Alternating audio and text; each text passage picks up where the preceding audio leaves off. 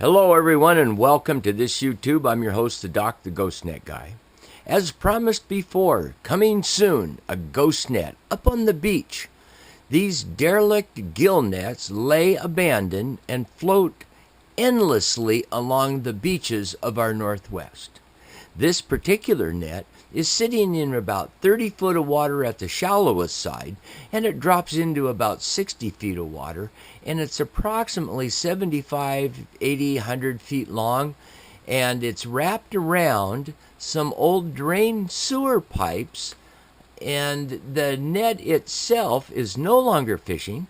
However, it's habitat for all these small little fish.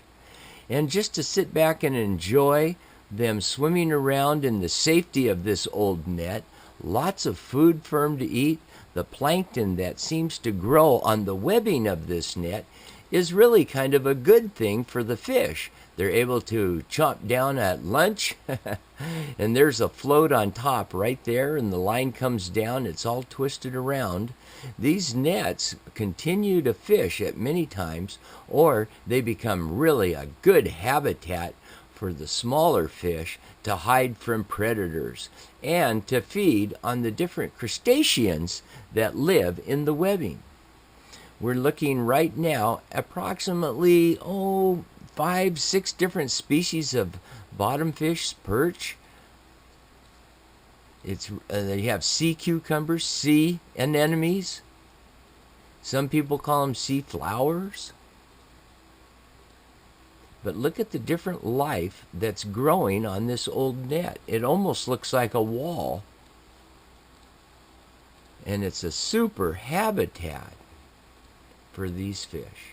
Now, if we come in a little bit closer to the shore and follow this net up into about 2 to 3 foot of water, you will see better lighting and more crab activity. This particular crab is trapped on a float, cannot get off of it because the webbing has now wrapped around his arms, pinchers, and as you can see as I move the camera down to the bottom, we're not in real deep water, but look at all the dead crab in this webbing.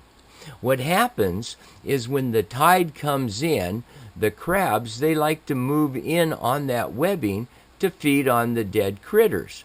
But when the tide goes out, they're trapped in that webbing. And then it's open season for the seagulls to come down and have a little lunch on those critters that are trapped in the silent web of death. And as you can see here, there's not much growth on it. So this net hasn't been on the beach for very long. And hopefully with a team of volunteers from the Northwest Tribal Fisheries, we'll identify, we're going to locate it, and, of course, remove it. And a special thank you to Waste Management, Kitsap County, of what they've been doing over there, working with me on derelict boat removal, ghost net removal of these gill nets, and just plain garbage on the beach. Waste Management in Kitsap County and I have teamed up, and we're cleaning up the beaches for the public to enjoy. And always, you want to be safe when you're walking around these old nets. You don't want to get tangled up in them. Until next time, everyone, be careful out on the water. Let me know if you see one of these nets, and we'll try to get it removed. Bye-bye, everyone.